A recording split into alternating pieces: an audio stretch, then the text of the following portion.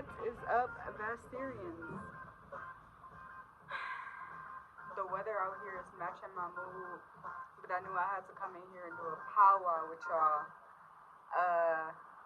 Cause I just got the idea today that it would be helpful if I brought my full self to the table. Like even on the days where I feel like I don't have anything to give, or if I feel kinda out of whack or low energy, if I want to have longevity with this, you're gonna witness me at a low because I think it's way more authentic to be who you are in the moment than it is to dress it up or put a brave face on.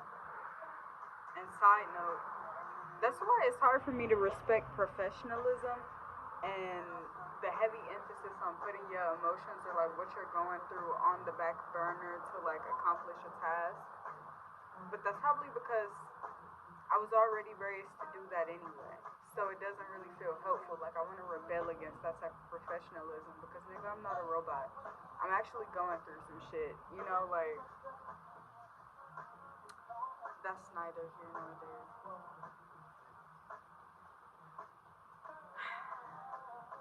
Yeah, how are you guys?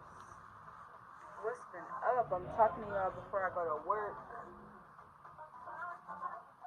And I have a lot to say. Shit. I don't really want to say it all, but I'm about to.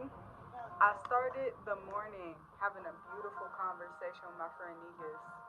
And I was just real honest with them. I'm like, I need a friend right now. Can I call you? And I think it was early 7 a.m. It was probably still 6 a.m. for them, but it was 7 for me.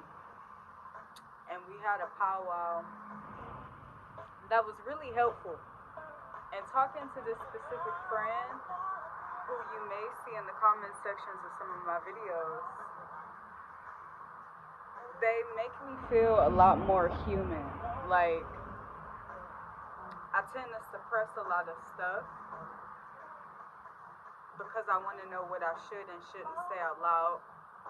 But oftentimes I kind of get it wrong anyway, so I should just say what I need to say. But I was bearing my soul to him.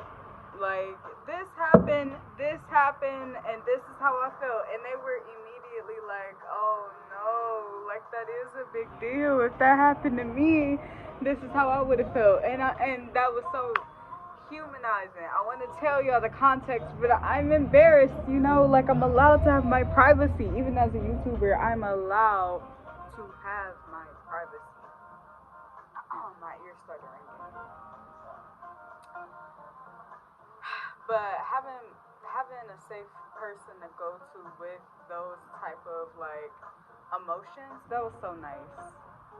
Because I can recall a lot of times when I felt like I've been there for people, and I have, but I haven't necessarily allowed people to be there for me. If I'm not really telling people how I feel and what I'm going through, how would they be there for me? It's a time and place to act like a guru and to be a guru, and then it's a time when the guru has to sit out and learn from the world. Gurus don't become gurus from just knowing it all. They have to experience, they have to learn it from other people and learn from the world.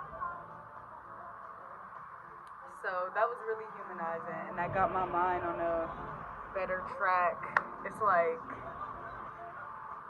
and another thing I wanted to touch on is despite, let me get raw. Them edibles are kicking my ass, and I'm showing up in ways that I'm not really proud of. And I'm working at a job that I'm being pushed out of spiritually. Spiritually, I'm being pushed out of a place which is fucking with me because, you're my stability. I've set this path out to be my stability. And now it's no longer serving me in a way that I can't ignore. And that shit is a little heavy on my heart. But life is still going really good. So it's in one hand, I have this staff with unwavering faith. And on another end, I have this, emotions, really. Both hands, I have faith in them.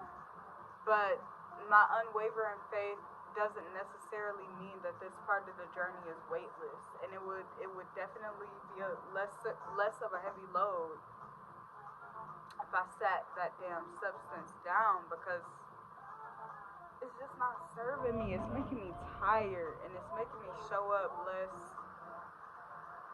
vibrant. But also, the weird thing about battling with this substance is I'm growing through it. Like, it doesn't necessarily feel as bad as it was. I'm trying to get myself to a place where I choose safe options that better me to the point where I won't even be attracted to self-destruction.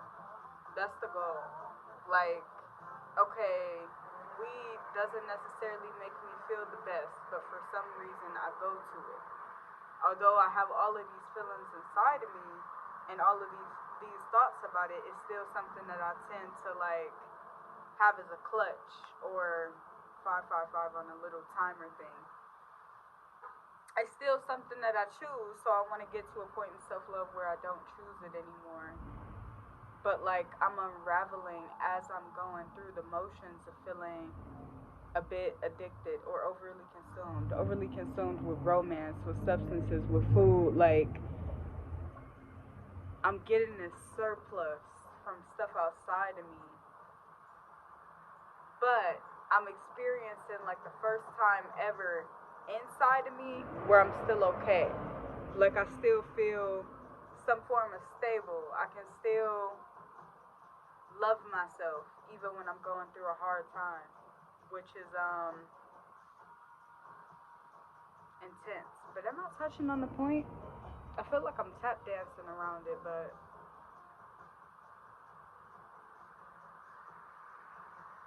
even when I feel like I'm making a bad decision, instead of allowing myself to beat myself up for like 16 hours over that bad decision, it's now minimally cut down to like a 3-hour thing. Like, things that really would have haunted me earlier this year or a year ago no longer like affects me how it would have. But I guess I'm still under the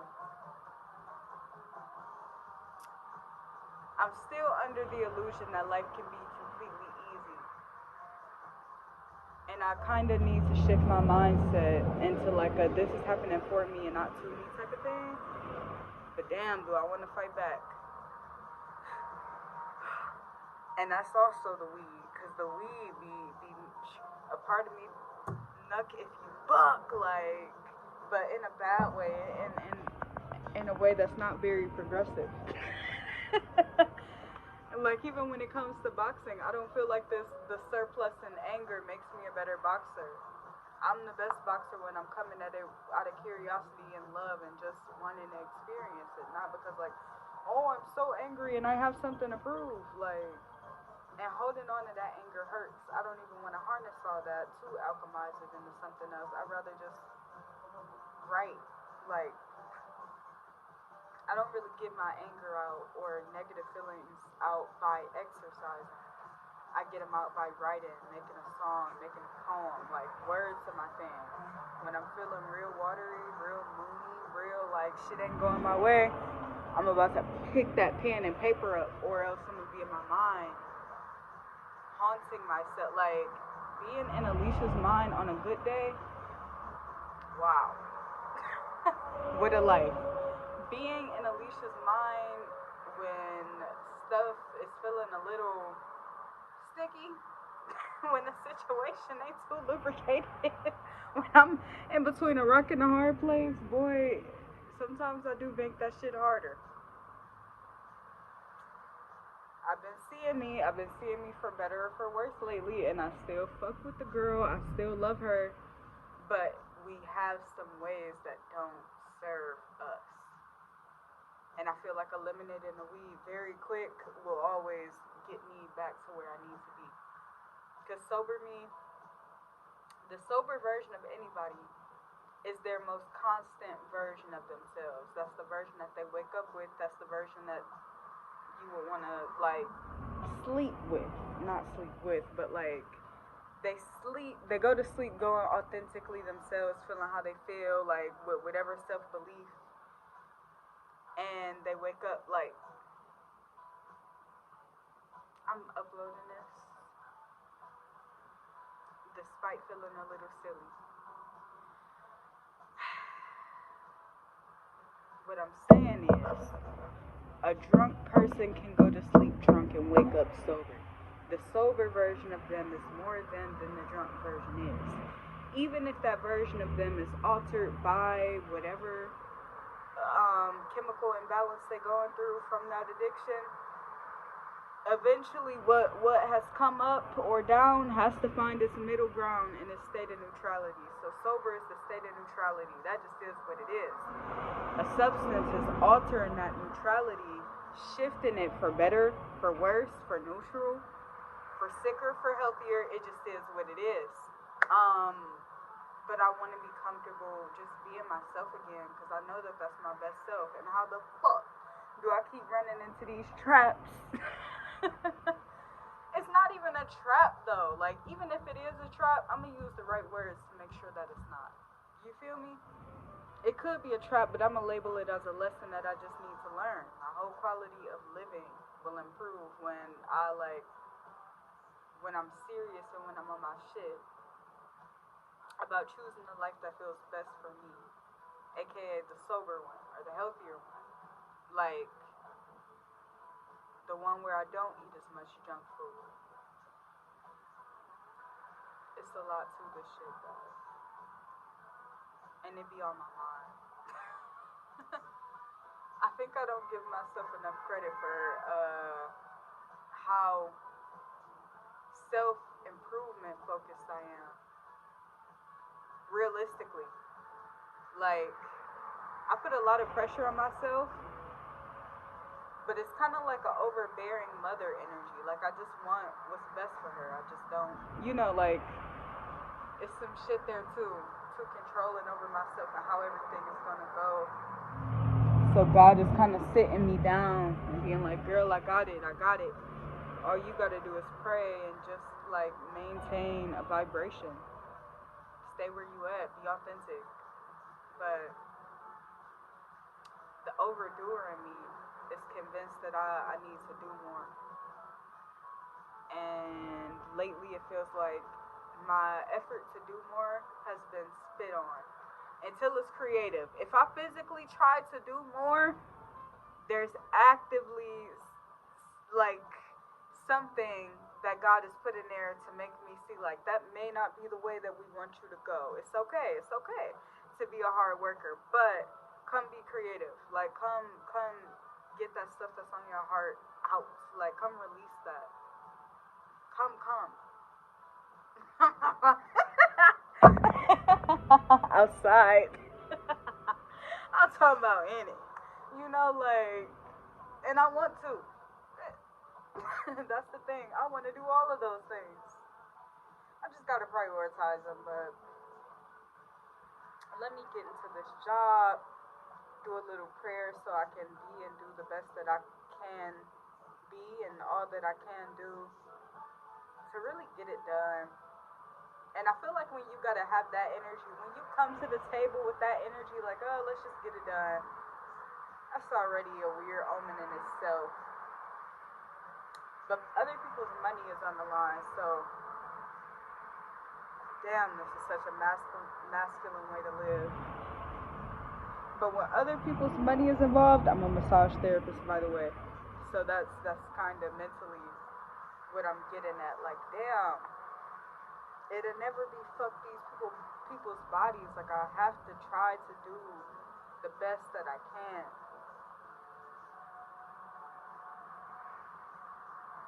But realistically, that edible be fucking with my body. Like, I'm stiff right now, and I'm supposed to help a nigga loosen up. I'm